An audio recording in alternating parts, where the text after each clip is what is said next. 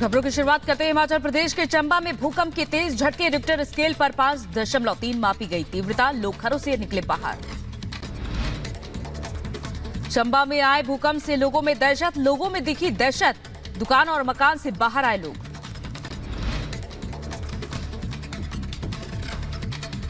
और इधर अग्निशमन रोबोट का एलजी ने निरीक्षण किया।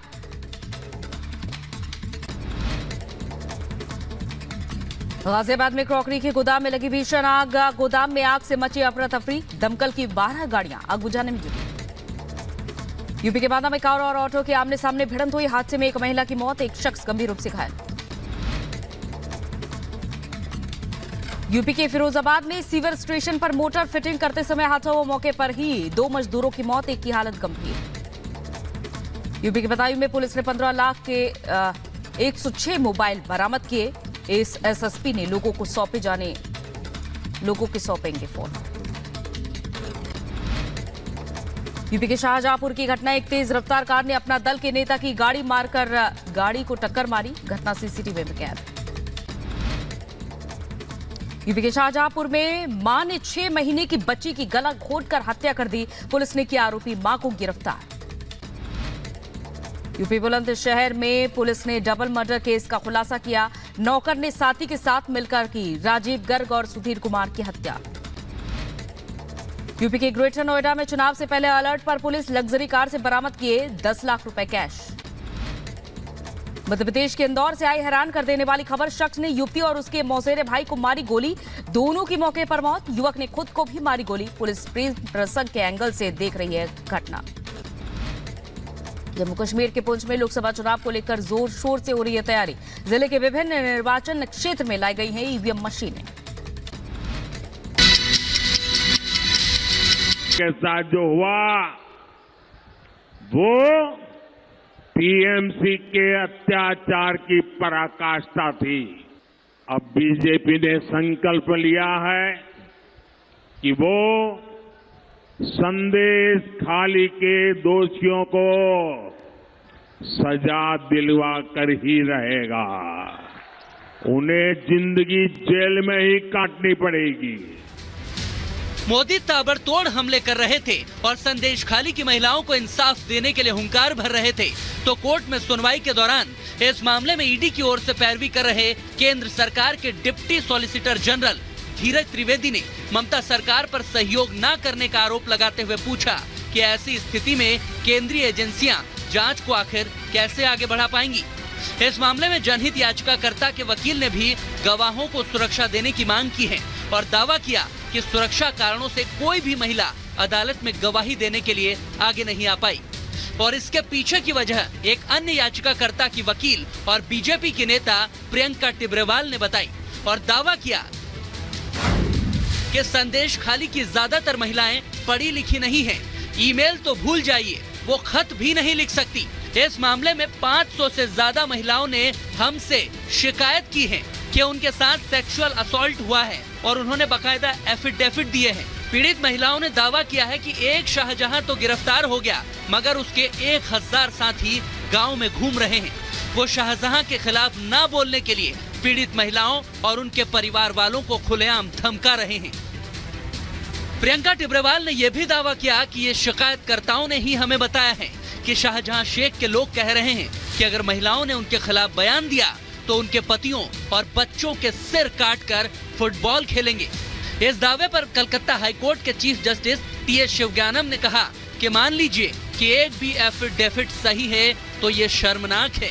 सोचिए, इतना खौफनाक मंजर बंगाल के एक इलाके में है जिसे कोर्ट भी मान रही है और मुख्यमंत्री ममता बनर्जी सख्त एक्शन लेने से परहेज कर रही हैं। उल्टा मोदी के खिलाफ सियासत में उलझी हुई हैं, जिसको लेकर अब बीजेपी और टीएमसी में जुबानी जंग तेज हो चुकी है। मुख्यमंत्री जो है वो भवानीपुर रहती हैं। भवानीपुर से संदेश खाली का डिस्टेंस जो है वो हार्डली 2 घंटे 10 मिनट का है, मगर मुख्यमंत्री को समय नहीं मिला संदेश खाली जाने का। तो आप इसी से समझ सकते हैं कि किसको कहां जाना चाहिए, ये तृणमूल तय नहीं करेगा। प्रधानमंत्री पूरे देश के प्रधानमंत्री हैं और वो लोगों के बारे में सोचते हैं। ये नोटंकी है, ये जो नॉर्थ बंगाल के लिए दर्द वो दिखा रहा है, ये एक्टिंग है। अगर ये दिल से होता तो वो स्पॉट, वो फैमिलीज वो विजिट करता और उनका ये स्पीच में जरूर उसके बारे में कुछ ना कुछ होता। मोदी की टीम संदेश खाली की पीड़ितों को न्याय दिलाने की लड़ाई लड़ रही है। खुद पीएम मोदी भी लगातार अपने भाषणों में इस मुद्दे को उठा रहे हैं। खासकर बंगाल में वो इसको लेकर ममता सरकार और टीएमसी को भी आड़े हाथों ले चुके हैं। बीजेपी से चुनावी मुद्दा बना रही है और 42 सीटों पर ममता की घेराबंदी का प्लान है, जिसके लिए कूच बिहार में पीएम मोदी ने हाथ में कमल का चिन्ह लेकर रोड शो किया। इस दौरान बड़ी संख्या में महिलाएं, युवा समेत स्थानीय लोगों ने पीएम मोदी का शानदार स्वागत किया। तो वहीं पीएम मोदी ने भी कूच बिहार की रैली में महिला शक्ति का आभार जताकर उनकी सुरक्षा का आश्वासन दिया। इतनी बड़ी संख्या में आप लोग आए हैं, आपका उत्साह पूरा देश देख रहा है। ये बंगाल का मिजाज पूरा देश देख रहा है। बंगाल में रैलियों और रोड शो के जरिए मोदी ने बीजेपी के पक्ष में माहौल बना दिया है और इसमें संदेश खाली का मुद्दा भी ममता विरोधी मोर्चे पर सबसे मददगार साबित हो रहा है। ऐसे में क्या संदेश खाली में शाहजहां की करतूत ही मोदी के खिलाफ ममता की मुसीबतें बढ़ाएगा? Bureau report, Republic Bharat.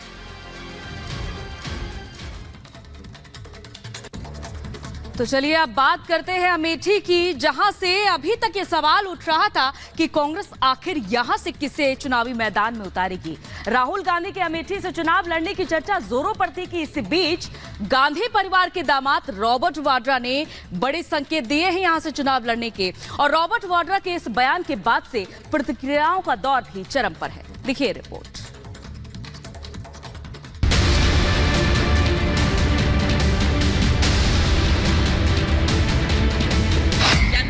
हमारी सेवा को देखा, जाना, परखा और पुनः हम पर विश्वास किया। अमेठी से स्मृति ईरानी के मुकाबले कौन, ये सवाल लोगों की जेहन में था। स्मृति ईरानी को दोबारा अमेठी से टिकट दिए जाने का ऐलान बीजेपी ने बहुत पहले कर दिया था, जबकि कांग्रेस ने अमेठी से राहुल या गांधी परिवार के किसी सदस्य की उम्मीदवारी पर चुप्पी साध रखी है। राहुल ने वायनाड से नामांकन दाखिल कर दिया, जबकि अमेठी से उनके दोबारा चुनाव लड़ने पर सस्पेंस बरकरार है। इस बीच गांधी परिवार के दामाद और प्रियंका गांधी के पति रॉबर्ट वाड्रा ने अपनी सियासी इच्छाओं को सार्वजनिक कर चुनावी मैदान में उतरने का मानो ऐलान कर दिया है। पहले जरा सुनिए क्या कह रहे हैं रॉबर्ट वाड्रा अमेठी से अपनी उम्मीदवारी के बारे में। अपना पहला कदम अगर राजनीति में रखता हूं और सांसद बनने की सोचता हूं तो मैं अमेठी को ही रिप्रेजेंट करूं, क्योंकि मैंने 99 से अपनी जो प्रचार प्रियंका के साथ शुरू किया वो अमेठी में ही था। गांधी परिवार के दामाद रॉबर्ट वाड्रा ने स्मृति ईरानी पर निशाना साधा और दावा किया कि अमेठी की जनता उन्हें बतौर सांसद राजनीति में आने का मौका देना चाहती है।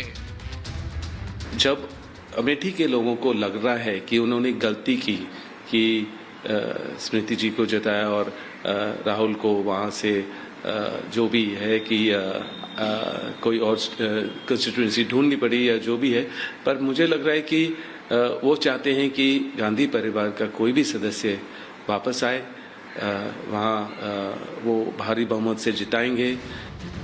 हालांकि ये कोई पहली बार नहीं है जब रॉबर्ट वाड्रा ने सियासी पिच पर खेलने की अपनी इच्छा जताई हो, लेकिन इस बार अमेठी में कांग्रेस प्रत्याशी को लेकर लोगों में दिलचस्पी ज्यादा है और रॉबर्ट वाड्रा ने एक तरह से चुनाव लड़ने की अपनी इच्छा को सार्वजनिक कर इशारा कर दिया है कि गांधी परिवार की तरफ से मुमकिन है कि उन्हें अमेठी की कमान सौंप दी जाए। अब वाड्रा के बयान के बाद सियासी तंज भी शुरू हो गए हैं। रॉबर्ट वाड्रा ने अब इच्छा जताई है कि वो भी चुनाव लड़ना चाहते हैं, क्योंकि जमीनों से उनका विशेष जुड़ाव है। तो अभी जमीनी नेता के आने से कांग्रेस पार्टी की जमीन कितनी मजबूत होगी ये तो वक्त बताएगा, लेकिन हम स्वागत करेंगे, क्योंकि ऐसे भ्रष्टाचारियों को पराजित करने में एक अलग प्रकार का सुख अनुभव होता है। ऐसे भ्रष्टाचारियों के लिए अब लोकतंत्र में कहीं कोई स्थान नहीं होगा और ये मुंह की खाएंगे। ये आ जाएंगे तो और भी गलत दिशा में ही पार्टी जाएगी। फिर भी अब मैं कांग्रेस पार्टी में नहीं हूं और कांग्रेस पार्टी किसको मौका देती है और किसको चुनाव लड़ाती है और किसकी वजह से पार्टी का फिर से रिवाइवल होगा, ये अब कांग्रेस पार्टी को तय करना है। मैं कुछ नहीं कहूंगा। मैंने पिछले 20 वर्षों में बहुत कुछ देखा है, भोगा है और मेरा ऐसा मानना है कि अब पार्टी पूरी तरह से एकदम